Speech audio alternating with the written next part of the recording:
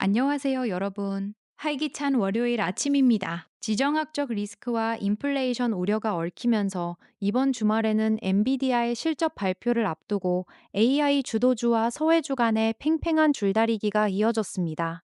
이번 주말 시장은 5개의 주요 시간대에 걸쳐 다채로운 변화를 보였습니다. 첫 번째는 금요일 장 마감 이후입니다.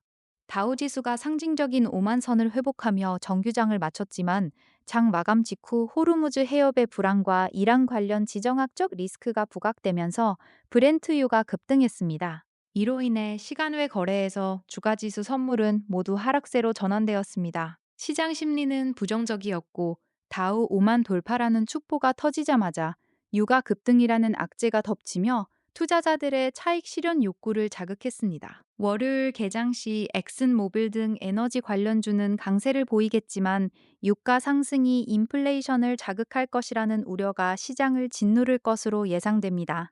두 번째 시간대는 토요일 오전입니다. 4월 CPI와 PPI가 시장 예상을 웃돌며 물가 상승 압력을 확인시켰습니다. 이로 인해 채권 시장에서는 국채 금리가 급등했고 월가 거물들은 연준의 금리 인하가 불가능하다고 경고했습니다. 시장 심리는 여전히 부정적이었고 물가 지표 쇼크로 인해 고금리 장기화가 기정사실화되었습니다. 토요일 오후부터 일요일 오전까지는 AI의 독주가 이어졌습니다. AI 칩 제조사 세레브라스가 나스닥 대비 첫날 69% 급등하며 AI IPO 시장의 부활을 알렸습니다.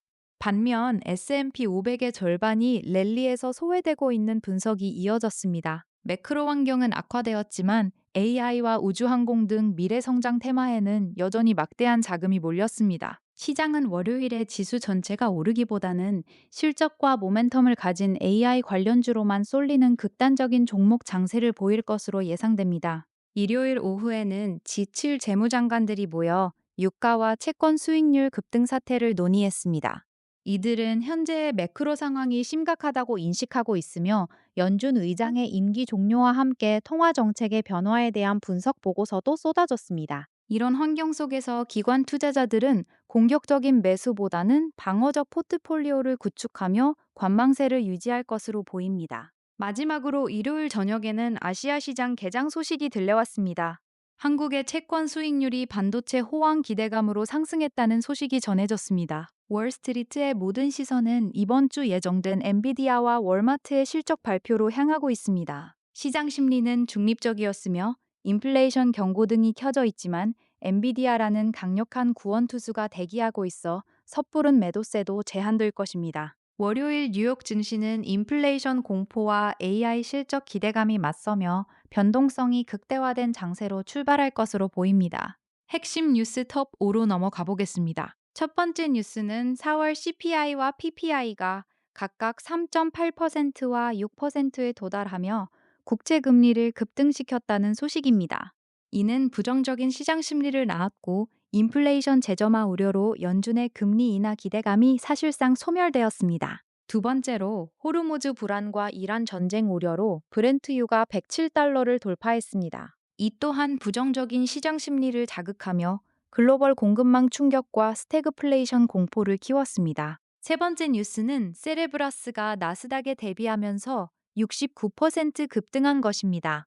이는 긍정적인 신호로 AI 칩 수요와 관련 기업에 대한 시장의 투자 열기가 여전히 폭발적임을 보여줍니다. 네 번째로 제프리 건들락이 연준의 금리 인하 가능성이 없다고 경고했습니다. 이로 인해 고금리 장기화가 기정사실화되며 밸류에이션이 높은 성장주와 지역 은행주에 타격을 줄 것으로 보입니다. 마지막으로 스페이스X가 6월 12일 나스닥 상장을 목표로 하고 있다는 뉴스입니다. 이는 긍정적인 신호로 대형 혁신 기업의 상장 소식이 증시 내 새로운 유동성 유입과 투자 모멘텀 형성을 기대하게 만듭니다. 초보자를 위한 핵심 콕콕 섹션으로 넘어가 보겠습니다. 주말의 키워드는 국채 금리 급등입니다. 국채 금리는 시장에서 돈을 빌리는 가장 기본적인 이자율로 이 금리가 오르면 기업들은 돈을 빌려 사업을 확장하기 어려워집니다. 따라서 투자자들은 위험한 주식 대신 안전하고 이자도 많이 주는 채권으로 돈을 옮기게 됩니다. 쉽게 이해하자면 은행 예금 이자가 갑자기 연 10%로 올랐다고 상상해 보세요. 그렇게 되면 굳이 위험을 감수할 필요가 없겠죠? 국채 금리가 급등한다는 것은 주식시장의 매력을 떨어뜨리는 강력한 중력 역할을 하며 특히 성장주에게는 가장 무서운 적이 될 수 있습니다. 이번 주 경제 캘린더 확인해 보겠습니다. 이번 주는 미국 소비의 건전성을 확인하는 유통업체 실적과 AI 랠리의 명운을 쥔 엔비디아의 실적이 겹치는 슈퍼 위크입니다. 5월 19일 화요일에는 월마트와 홈디포의 실적 발표가 예정되어 있습니다. 이는 미국 소비재 및 소매 유통의 핵심 지표로 고물가와 고금리 환경 속에서 소비자들의 지갑이 닫히고 있는지 확인할 수 있는 좋은 기회입니다. 5월 20일 수요일에는 엔비디아의 Q1 실적 발표가 있습니다. 이는 AI 랠리의 지속 가능성을 결정짓는 중요한 이벤트로 매출액이 약 780억 달러에 달할지 여부와 차세대 칩에 대한 수요 가이던스가 핵심이 될 것입니다.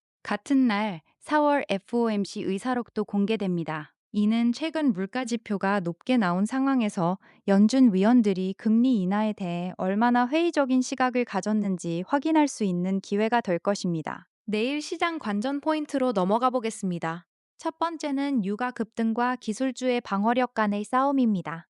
브렌트유가 107달러를 돌파하며 인플레이션 공포를 키우고 있습니다. 월요일 장 초반 에너지 관련주가 강세를 보이겠지만 고금리에 취약한 나스닥 기술주들이 이 하방 압력을 얼마나 잘 버텨줄지가 시장 분위기를 좌우할 것입니다. 두 번째는 기승전 엔비디아 대기 모드입니다. 수요일 엔비디아의 실적 발표라는 대형 이벤트를 앞두고 시장 참여자들은 섣부른 방향성 베팅을 자제할 것입니다.